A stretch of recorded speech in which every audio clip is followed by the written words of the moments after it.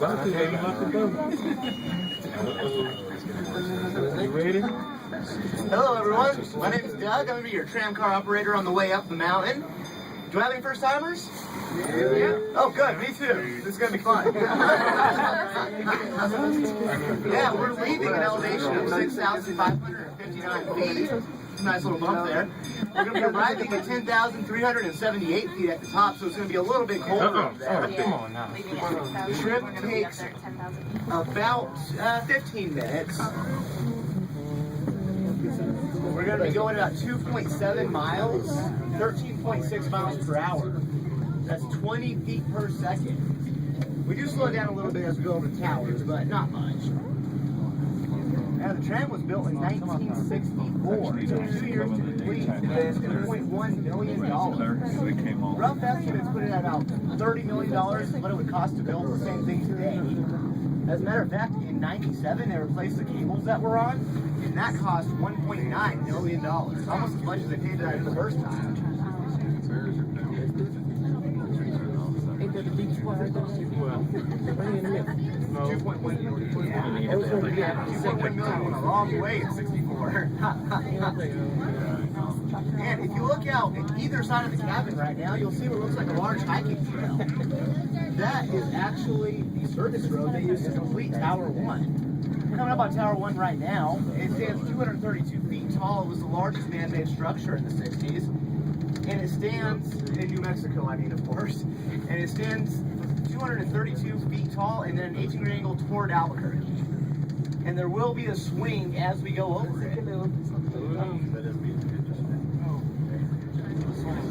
There's that swing.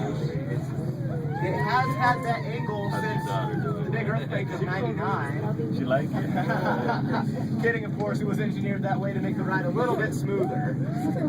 And if you look out my side of the cabin, you'll see a large boulder on a hill out there. Looks like a golf ball getting ready to get teed off toward Albuquerque. We call that golf ball rock. And that boulder is actually twice the size of this cabin. If you look at the side opposite myself, you'll see another large rock on top of that hill pointed at a 45-degree angle toward Sandia. It looks a little bit like a cannon, we think, so we got real creative and we call it Cannon Rock.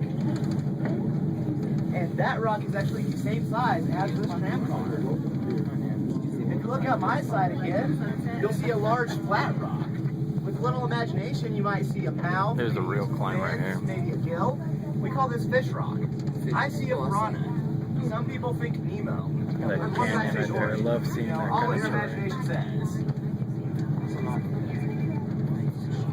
What's their elevation today? And we are coming up on what we call critical point. It's the only part of the cable where we had to use duct tape. Critical point is actually the only part of the mountain they had to use dynamite to blow up some rocks to make way for the tram cars. And if you look out the side opposite myself, you'll see a large rock sticking straight out of the ground, right in that second ravine, really. We call that totem pole pinnacle. It looks like a bunch of smaller rocks stacked on top of each other, but it is one rock formation that's just been eroded away by wind and rain for millions of years into that shape. And that one actually stands 7 stories tall. Now as we go up, you might notice a lot of trees up here are dead. About 20 years ago, the drought was really bad, and we had bark beetles, which killed a lot of the trees in this and other national forests in New Mexico. You'll also notice there's no service road to Tower 2. It would have been too impractical to make one all the way up here. So Tower 2 was built entirely by helicopter. It took 3,000 helicopter trips to build it, and then another 2,000 to lay the cables out. These cables weigh 52 tons. So the helicopter was really the only way to do it. And if you look at the side opposite myself, you'll see an area on the rock where it looks like a bunch of rock was kind of scooped out. That was actually hit by lightning in the 1930s. It was raining, the water filled in the cracks in the granite, the lightning hit it and flash evaporated all that water and blew out an estimated 4 tons of rock. It actually did more damage than the dynamite did.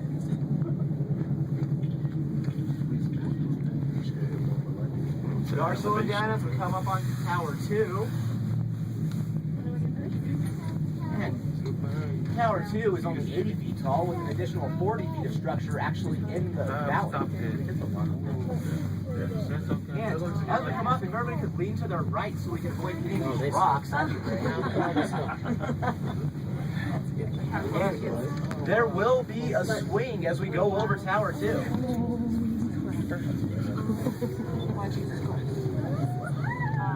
Oh, this is the drop right here. Oh yeah, this is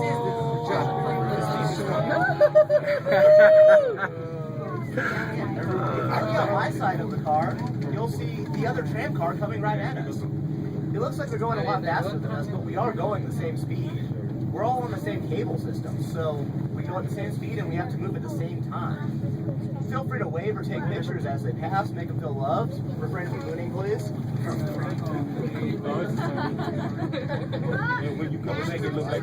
And as we pass the other tram car, that marks the halfway point of our trip.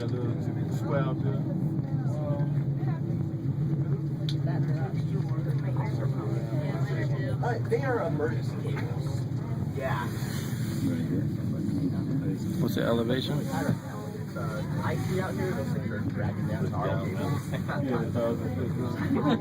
We're slowing down right now as we go over what we call Big Canyon. We're slowing down because the other car is going over Tower 2.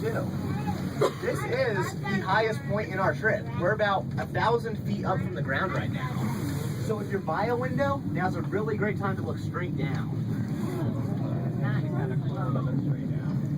If anyone starts feeling nauseous or dizzy, feeling ill, let me know. I'll open the door and let you out.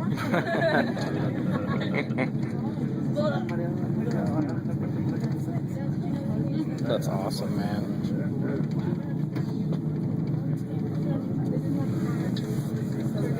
Yeah, it is. That's one hell of a drop. And outside, the other side of the cabin for myself, this large rock face during the summer and fall months is very popular with rock climbers. They hike out here and climb up, and about 80 to 90% of them do it with no equipment. They climb up it freehand.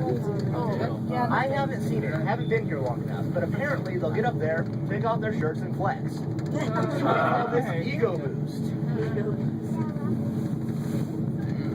Now we're coming into Echo Canyon. Echo Canyon is the only area we pass that has a stream year-round.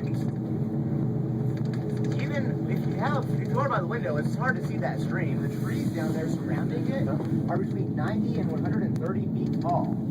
With that year-round water supply, they have gotten very big. As we've gone up, some of you may have noticed, there's a lot of red areas mixed in with the granite. That's actually feldspar and quartz. About 15 minutes, about right now actually, if you were a good distance away from the mountain, it would appear to glow pinkish red, kind of watermelon red, which is where we think the name Sandia comes from. Sandia is Spanish for watermelon. We're on our way up the watermelon tram right now, folks. That's weird, right? Oh my god. That's awesome. And we are entering Domingo Baca Canyon. If you were to like try to hike These this, three canyons all meet up. so you'd have to, you can easily do that right there.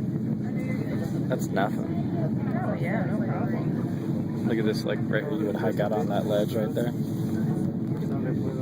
And then, if you look out the side of the cabin opposite from myself, on the highest peak out there, not the closest but the highest, you'll see sort of protrusion coming out of the rock right there. You look closely, you might even see a window or two. That is Kiwanis Cabin. It was built in the 1930s by the CCC, the Civilian Conservation Corps. They built it because they had workers on mountain building trails, and they didn't want them to have to climb up and down every day. And it gave them a place to go in case the weather got real nasty. It's actually the third cabin that they built. The first one burned down. The second one got blown away. The third one is made out of granite, so it'll probably be up there forever. And if you ever have the chance to come up here again, you have some time, proper footwear.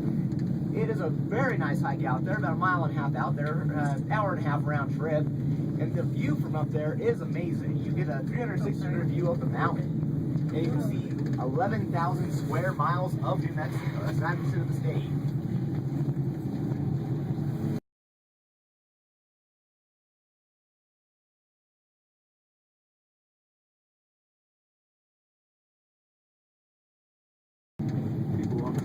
top layer is actually limestone. It was put here when this area was covered by sea millions of years ago.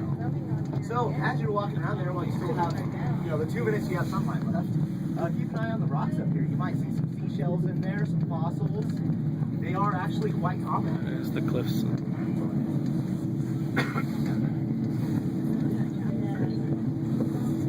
It's awesome. And we are coming up to the top right now. Get out and we'll go take pictures right away. The Four Seasons Visitor Center is going to be directly in front of us. High Finance Restaurant, if you're going to dinner, is going to be down the boardwalk to the left.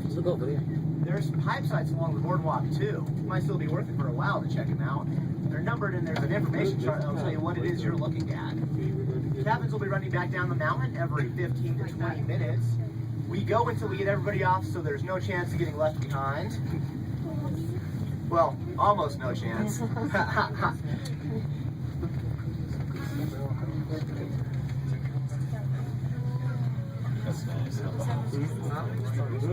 See to the right. See to the right. See over there. You get your What? Are you okay? Oh, yes. Yeah, and this is one of the Douglas fir. I remember the name of that tree for some reason. See all the branches face this way. Well, that's smart. I took a picture. So again, as we pull in here, there will be a few minor bumps.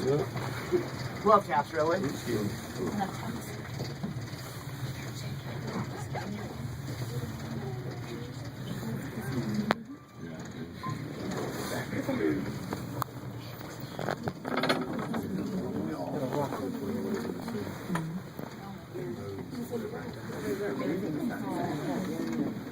Yes, we should be letting you all out just in time to witness the sun going down completely. And here come those bumps. Here they come.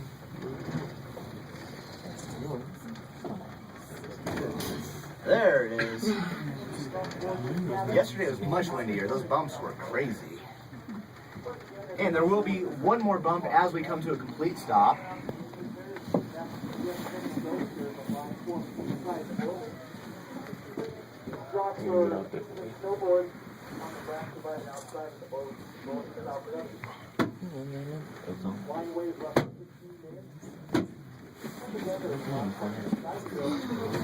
And now we are completely stopped. But before we get off, we're going to wait for these big wheels behind me.